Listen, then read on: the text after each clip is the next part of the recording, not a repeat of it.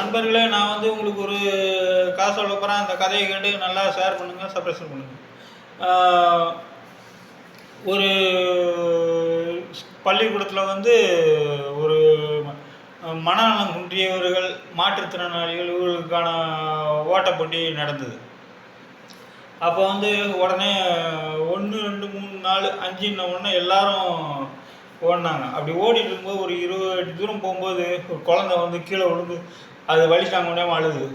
உடனே ஓடிட்டு இருந்த எல்லாருமே வந்து அந்த குழந்தைக்கு வந்து ஃபஸ்ட்டு ஒரு பாப்பா முத்தம் கொடுத்து இப்போ வலி சரியாயிடுச்சுன்னு சரியாயிடுச்சுன்ன உடனே எல்லாருமே அந்த குழந்தைய தூக்கிட்டு ஓடினாங்க. ஓடி போய் ஜெயிச்சிட்டாங்க.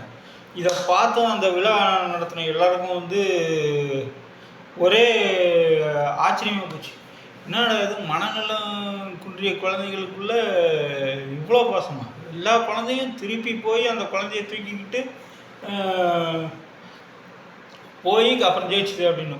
ஏன்னா அந்த விழா நடத்துகிறதே ஒரு மனநலம் குன்றியவர்கள், மாற்றுத்திறனாளிகள். உடனே இந்த குழந்தைக்குள்ளே இவ்வளோ பாசமா அப்படின்ட்டு அவங்களுக்கு ஒரே ஆச்சரியம் தாங்க முடியும். அப்புறம் பரிசு வாங்கினோம். இந்த கதையிலேருந்து நம்மளுக்கு என்ன தெரியுது? எப்பயுமே வெற்றி பெற்றவர்கள் வந்து நம்மளுக்கு கீழே இருக்கவங்களுக்கு வந்து உதவணும். அதுதான் இந்த கதையோட அர்த்தம். இது அதுவும் இல்லாமல் அன்பின் வெளிப்பாடும், அதுதான் இந்த கதை வந்து நம்மளுக்கு உணர்த்துது. அதே மாதிரி இன்னொரு கதை. ஒரு வீட்டில் வந்து ஒருத்தர் இருந்தார். அவர் வந்து ஒரு தாய் நாய் வளர்த்தார். அந்த நாய்க்குட்டி வந்து குட்டி போட்டுச்சு.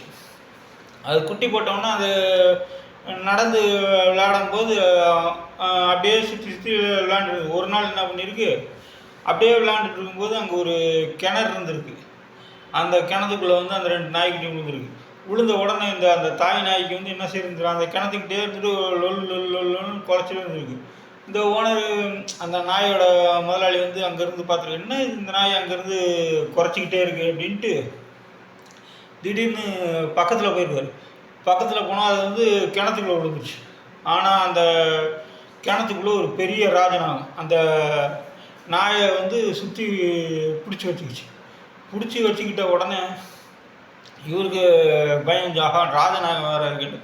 உடனே தீயணைப்பு வீரர்களுக்கு ஃபோன் பண்ணி, நீங்கள் வந்து இந்த மாதிரி ஒரு நாய் கிணத்துல விழுந்துச்சு, 2 நாய்க்குட்டி, அது கூட ராஜநாகம் இருக்குது, வந்து நீங்கள் தான் காப்பாற்றணுன்றது. உடனே அவங்க வந்து பார்த்த உடனே அவங்க ஃபஸ்ட்டு பயந்தாங்க. ராஜநாகம் வந்து இந்த குட்டியில் சாப்பிடணும். ஆனால் அப்புறம் தான் தெரிஞ்சுதான் அந்த ராஜநாகம் வந்து அது வாழை சுற்றி அந்த நாய்ங்க 2 தண்ணிக்குள்ளே விழாத அளவுக்கு அது பிடிச்சி வச்சுருக்குது.